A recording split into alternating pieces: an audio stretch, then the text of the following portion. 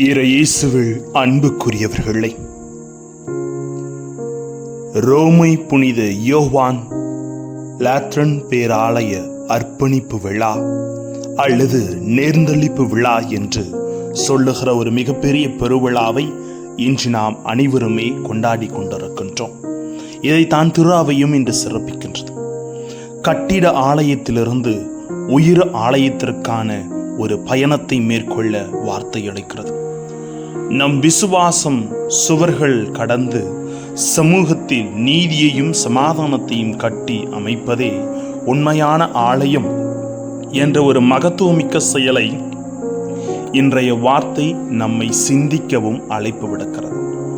என்றால் ஆலயம் நம்மை புதுப்பிக்கவும் நம் வாழ்வுக்கு உயிர் கொடுக்கவும் உயிருள்ள ஆலயம் நாமே இறையன்பின் நீரோடை உலகை உயிர்ப்பிக்கட்டும் என்ற ஒரு மகத்துவத்தை தான் இன்றைய வார்த்தைகள் நம்மில் எடுத்துரைக்க விளைகிறது.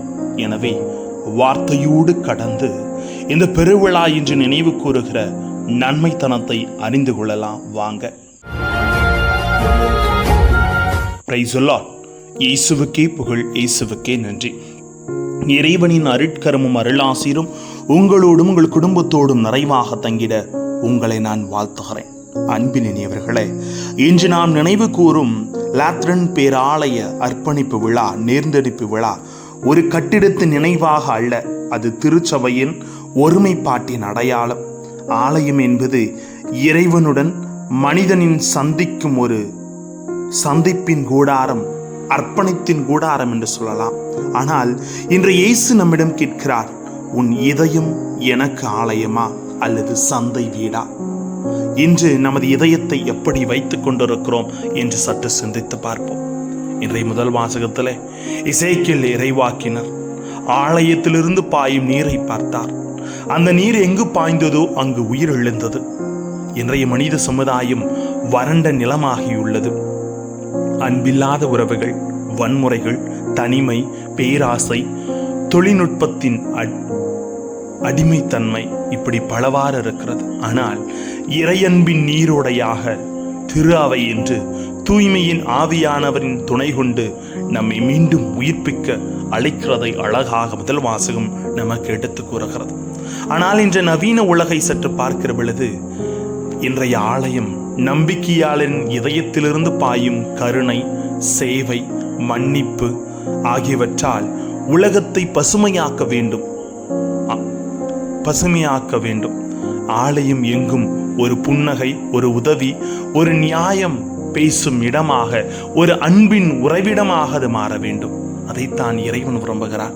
இப்போது எப்படி இருக்கிறோம் சற்று சிந்திப்போம். அதைத்தான் 2ஆம் வாசகத்திலே பவுலடியார் சொல்லுகிறார், நீங்கள் இறைவனுடைய ஆலயம். இது வெறும் ஆன்மீக வார்த்தை அல்ல, இது பொறுப்பு ஆகும். நமக்குள் இறைவனுடைய ஆவி வாழ்கிறார், அவர் நமக்குள் வாழ்கிறார் என்றால் நம் வாழ்வு புனிதமாகவும் கருணையுடனும் நியாயத்துடனும் இருக்க வேண்டும். ஆனால் இன்றைய உலகம் பெருமை, அழகு, வெளிப்புற ஆடம்பரத்தில் ஆலயத்தை பார்க்கிறது.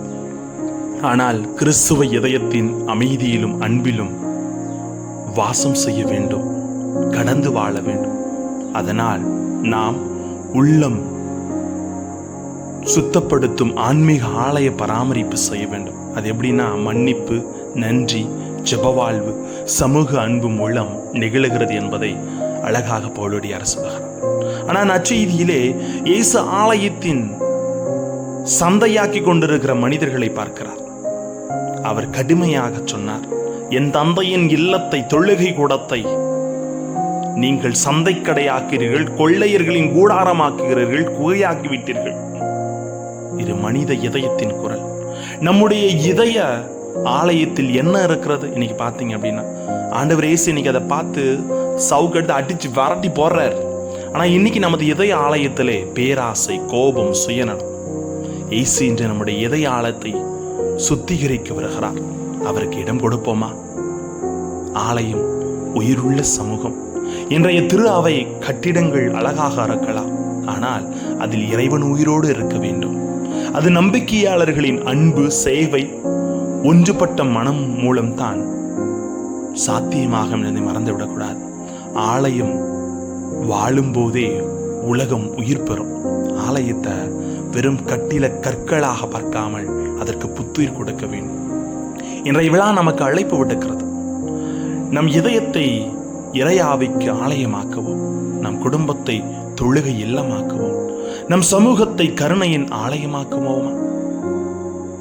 எசேக்கியேல் 47:9 சொல்கிறது, ஆலயத்திலிருந்து பாயும் நீர் அனைத்தையும் உயிர்ப்பிக்கிறது. இன்றைய கிறிஸ்தவர்களாகிய நாம் நமது இதயத்திலிருந்து அதே உயிர்ப்பின் நீர் பாயட்டும்.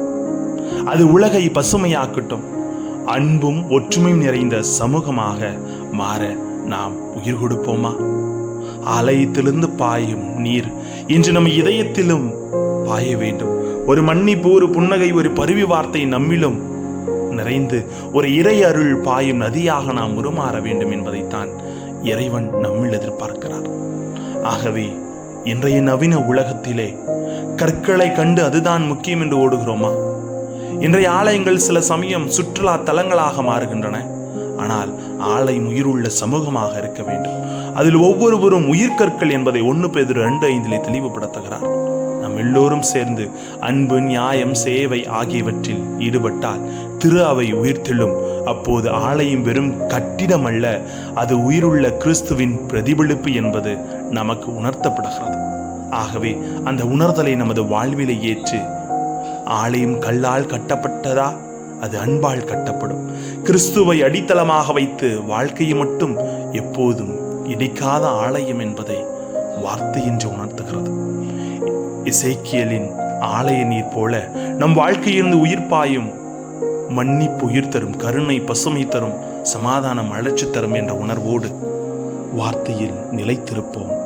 இப்பெருவிழா, ஆலய நேர்ந்தளிப்பு பெருவிழா நமக்கு வாழ்வை கொடுக்கட்டும். கட்டிட ஆலயத்திலிருந்து உயிர் ஆலயத்திற்கான பயணத்தை மேற்கொள்வோம்.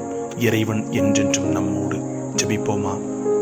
அன்பு இறைவா, வெறும் கற்களையும் கட்டிடங்களையும் கண்டு அதுதான் உலகம் என்று வாழ்ந்திடாமல் எங்கள் இதய ஆலயத்தை தூய்மைப்படுத்தி அந்த ஆலயம் அர்த்தமுள்ளதாக, மன்னிப்பையும் வாழ்வையும் கொடுக்கும் ஆலயமாக மாற எங்களோடு தங்கும் ஆண்டவரே.